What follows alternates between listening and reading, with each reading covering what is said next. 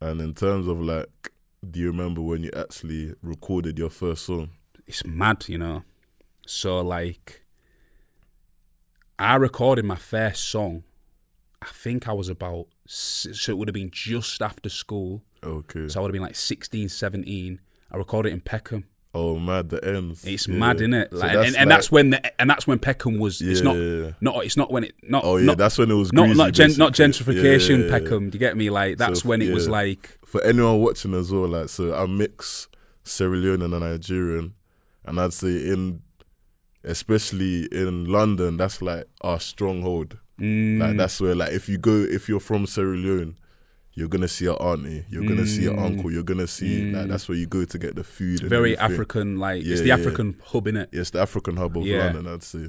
So yeah, Peckham, and it was like a collective at the time, man. They were doing all right. They were called SUK. Okay. And they had a studio. Yeah, they sounds familiar. And we had like a mutual friend, like loads of people. It was a guy called DJ One Step Studio. It was just like a house studio, but like Young Spray had recorded there. Like they used to do like a mixtape called The Takeover, I think. Okay, so it's like collective. Yeah, like, and Young Spray was when Young Spray was Young Spray. Do you know what I'm saying? Like Gigs was on some of their tapes. Sick.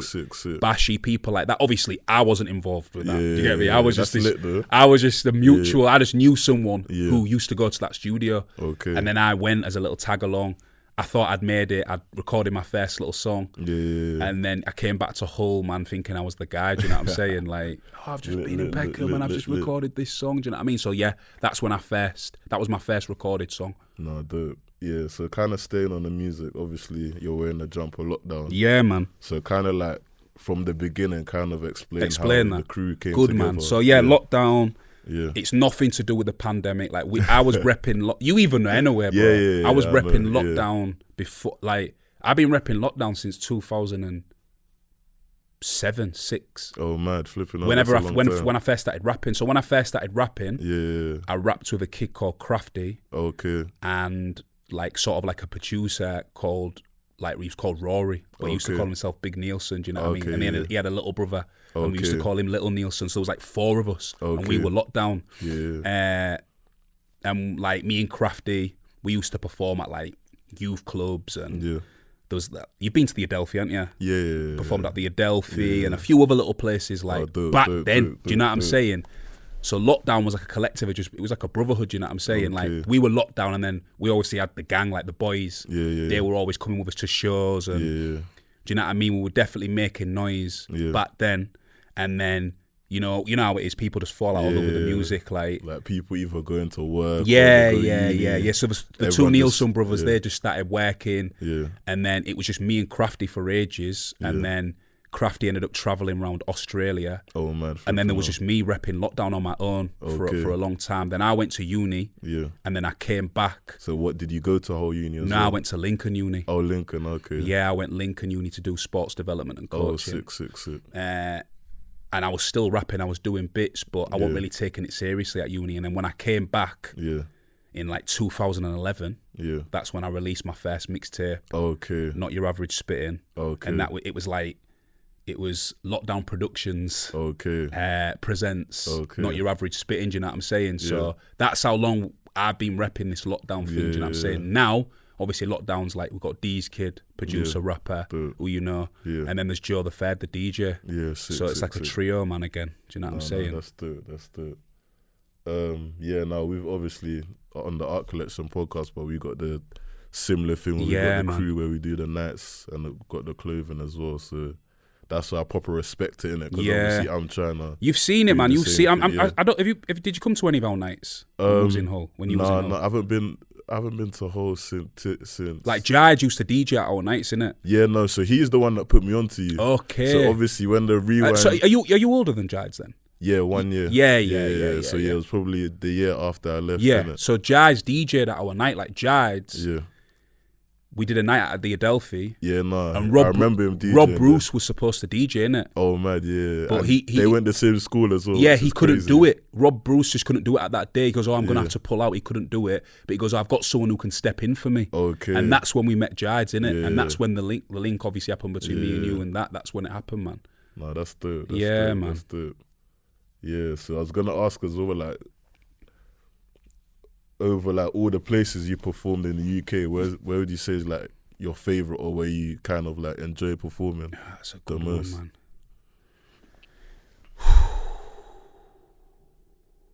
I'm gonna say like Newcastle. Mad. Obviously, I'm a Newcastle fan, and I've seemed to have a lot of love there, man. A lot of fans. Like I did my first headline show there. Sick. Was it? No, it was like 2 years ago. Sick.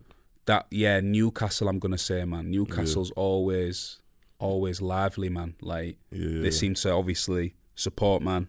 No, that's and then I just love the place. Yeah, I love the place. So yeah, obviously Hull is sick, but outside of Hull, I'm gonna say Newcastle, man. Yeah. So me and Jazz, we actually met because we both played for the rugby team. Okay. Yeah. So we actually, I think it was it was in my first year, so 2012.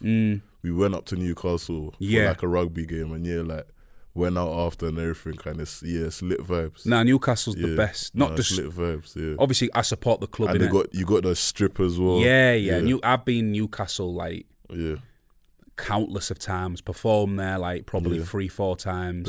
But I've been there so many. Obviously, I've been there to watch Newcastle loads of times, and then I've been on loads of nights out. And man, that city's just it's sick, man. Proper northern city, man. Can't get more north than Newcastle. Yeah. So obviously as well, you're releasing the Helly Hansen 5 as well. Yeah, man. So kind of talk about the series and the concept of Helly Hansen 5. So I've never even told this person this, like the reason why like Helly Hansen was such a thing. I was a chav, innit?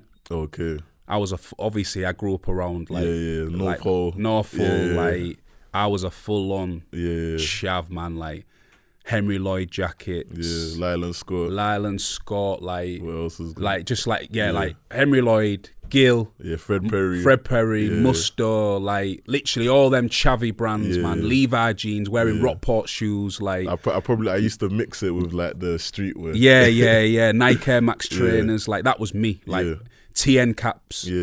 Like we were really like heavily into that chav culture in terms of like clothing. So like my friend, I went to school with a kid called Sam Wainwright. Okay. He didn't even know this. The first time I saw Helly Hansen, he was wearing a Helly Hansen jacket in year 7. Oh, mad. And like, he was just like, he was a cool kid, innit? Like, he was like meant to be the hardest kid in like from his primary school. Okay. He was just a cool guy. And he had like this reversible Henry Lloyd jacket. Not Henry Lloyd jacket, Helly Hansen jacket. Like it was like blue on one side. He's probably gonna think, I can't believe you remember this. But I just remember he had blue on one side, red on the other side. And I just thought, I've never even seen this brand before, but like it's a wavy jacket. And like I feel like Helly Hansen, when I put on that jacket, I just turn into a beast.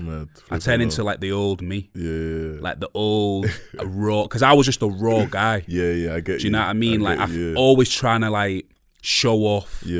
Always trying to think that I had a point to prove. Chip on your shoulder. Chip on my shoulder. I'm with the guys in it. And when I got to the age of like 16, 17, I sort of felt like I was untouchable in Hull. Even though I wasn't. There's probably guys who could knock me out. Big guys anyway, do you know what I'm saying? But for my age group, I was all right, do you know what I'm saying? And then I had like a mob with me. And we used to like we used to throw our weight around. Do you know what I mean? We were proper anti, like I get you. Just big fights and that, like just it was and you're a big lad as well. That's what I'm saying. So wild times, and I had a bit of a reputation, but I'm not proud of it, but that's just the way it was. So I feel like when I put on this, you're back to that. I'm back to feeling on top of the world, and no one can't touch me. And I feel like every single Helly Hansen from 1 up to 5 has got better. Do you know what I mean in terms of lyrical ability? That's what I was gonna say. This Helly Hansen really 5, like I feel like I'm gonna say it. I don't really feel like there's gonna be many freestyles better than that this year. Okay, so when is it actually dropping? So it's dropped now. Oh, dropped now. Right, it's right now. What, video and everything? The video's not dropped now. Okay. But it's on DSPs and everything now. Like the video, hopefully this evening. Okay. But you know how it is, technical difficulties and that. Do you know what I'm saying? Maybe tomorrow, but it's by the time this comes out, it'll be out. It will be out, man. And I feel like it's probably going to be the best video as well of the Helly Hansen series. Sick. And it's crazy because the last interview was I think it was for the last. It was probably around a lot because it would have been around. It might have been around. It might have been Helly Hansen free time. Yeah. Because when I was with the label, innit? Yeah. And when we released the Men Behaving Badly EP. No. So that was the first interview we did. Okay. Remember we did one at the radio station. Oh yeah. Was that 4 then? Yeah. Was that might have been Helly Hansen 4, innit? Because that was 2021. Yeah. What at Mode? Mode. Yeah. That would have been 4. Yeah, man. So it's crazy. It is crazy, man. But kind of wrapping up, like, I think the big question I have is, like, when do you think the debut album's coming? Have you got a name? Of course, I've got a name. I've got a name for it. The name's The Black Yorkshireman, man. Because that's what I feel like that's me in a nutshell. Like, I feel like changing my name to basically I am Chiedu Oraka, aka The Black Yorkshireman, innit? Yeah. But like it's like an alias, basically. Yeah. So that's the name, The Black Yorkshireman. And I feel like, when is it gonna be? Do you know what it is, Denz? Like, I feel like the people want an album from me. Because you know what it is. As you know, I know you're a music man, and I you know what, I love speaking about music anyway. But I feel like a lot of projects get dropped. That's true. And it just gets forgotten about after a week. We're in the era of fast food music. Yeah. And I don't want to spend loads of money. Yeah. I don't want to waste loads of time, blood, sweat and tears for a project that's going to last for a week, maybe 2 weeks max, and no one's going to speak about it. Like, I was having a conversation the other day with someone and they mentioned Stormzy's album. Yeah. No one's talking about that now. Yeah, that's true. Yeah, you're right. And even though it was a sick album, and Stormzy's probably the biggest UK rapper. Yeah. It's just everything's moving so fast. No one's talking about it, man, and that's a shame. Yeah. People's attention spans are obviously are just crazy at the minute. There's always something. Yeah. So I don't want that to happen. But when it does happen, it'll be the album of the year, bro, because I've got so much pain. Yeah. And so much so much emotion to put on that project, man. But I'm definitely gonna release a mixtape this year, a longer project. Okay. So that's what I'm working towards now. Do you know what I'm saying? Like, I'm working towards that. It's gonna be a good year, man. But at the moment, I just don't think the album. I've thought about it. Yeah. Concepts there. Yeah. There's everything there, man. Like, I feel like I'd know what I'd want to do marketing wise and all that. Yeah. But for one, I couldn't afford it. I can't afford to bring out an album. Yeah. And two, like I said, like, I just don't think it's the right time. No, I'd if I was like advising you, I'd say you're right. It's like, because I feel like you're there, people definitely know. But I guess it's a thing about, like, as you said, even with the Stormzy thing, he's the biggest, but people are just moving. I think one person who I'd say is he's crazy, but he's kind of got a good marketing thing is J Hus. Like, people definitely want that album. People want that album, but he just disappears. Yeah, no interviews, no videos. So it's like he's got that. He's kind of like The Weeknd, how he's got that whole mystery factor. Yeah, man, and he's super talented as well. Yeah, man. I think he can definitely get away with that, man. Like, he's obviously massive. Yeah. And like you say, when he drops his little teasers and all that stuff, like, people are really, really wanting that, man. And I can't wait for it myself, man. No. Who are you listening to at the minute, though? Well, I was speaking to someone earlier. I was saying, like, the whole talk now is like, who's like the number one kind of UK artist? Is it Hus or is it Dave? And I'd say, like, rapping wise, I definitely prefer Dave. But, like, when I'm talking, like, musically, like, Hus, I'd say. Yeah, Hus is the head honcho for me. Like, Hus is definitely. But the biggest rapper, though, man, I think at the moment it's got to be CeCe, though. CeCe, yeah. I think at the moment, I think he's bigger than everybody at the moment. True. I think he's having his moment right now. Obviously, I don't know how long it's going to last for, but I feel like he's been the top guy for at least a year now. Yeah. And his music's good, to be fair. Yeah. It's like, I'm a heady man though, me though. Nah, same. I got a spud. I got a spud you with that. I am a Heady man. Like Heady's my guy, mate. Like Heady's like, he's proper. Because I feel like with CeCe, it's like he's good, but it's kind of like you don't know if he's about it. He's got the kind of, like, no offense to him, he's got the kind of clean cut, which isn't a bad thing. Yeah. But I feel like when you want to listen to drill, you want to know, nah, these man, they're serious guys. Yeah. And I mean, if anyone's ever been to his Heady's estate, it's like one of the most notorious pooled water farms. Yeah. Everyone knows about the riots. And like it's got the whole, like, there's a lot of Jamaican and Ghanaian people and Nigerians as well, actually. So it's like, it's a storied place. Yeah. Mark Duggan as well. Yeah. So, because it's got that story, it's like, like, and Heady's sick as well. Yeah. It just makes the whole packaging, I feel like, right now, I'd say he's probably my favourite artist right now. Oh, Heady? Heady, yeah. Yeah, I'd probably agree with that for myself, actually. Like, if I go on my Spotify now, I'm like 50s, like, I've rinsed that song, man. So, like, now we're gonna drop a fun fact. So I've got the rod, like, a bit of a flex, but I got the red Montclair. Yeah. Because of that video. Okay. I've seen you rocking the red Montclair. Yeah, but I'm gonna say, I'm selling it now. Yeah, I've seen it. It's too bait now. Yeah, I've seen you. It's too bait now. It. Nah, Heady's good, man. Heady's good. There's some, and then obviously I feel like it's the I hate saying this word, but saying that though, I've sort of disregarded Little Sims though, man. Because to be honest with you, Little Sims is probably, I'm going to say she's my favourite artist at the moment. She's nah. And then Heady, probably second, to be honest. I'll probably, if I was to put a top 3, I'll probably squeeze a Nux in there. Oh, yeah. His project was crazy, wasn't it? Yeah. Well, Sims and Nux, they won Album of the Year. Yeah. I'll probably say, them 3, definitely. And I mean, fun fact, Nux was actually the first person I interviewed. Oh, really? Yeah. So I've seen you you've done some bits, haven't you, bro? I mean, I go missing, but when I'm here, I try, innit? Like, I do. Are you staying around this time though? Yeah. Hopefully, fingers crossed. I feel like this time it's like I'm doing it for me, innit? I feel like a lot of the times in life, like, you kind of, it's like the whole dream about, you want to be signed to the label. When you get signed, everything's going to be perfect. But like, as you probably know and I learned, like, it doesn't go like that. Oh, yeah, definitely. So I feel like this time it's like, nah, it's me, it's art collection, that's number 1. Yeah.